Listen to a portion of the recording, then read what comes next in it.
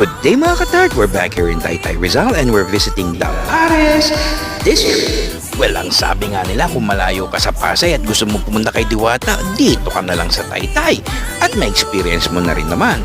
Maayos din naman ang kanilang ordering system. Pagkabayad, may stop, ibigay sa stop at aayusin ang iyong order. Disclaimer lang, ang aking opinion ay base sa aking panlasa at personal na experience at bawal ito sa mga masiselan at maaarte dyan dahil sa gantong klaseng price point ay talaga namang ang hanap mo lang ay budget meal at talagang mabubusog ka.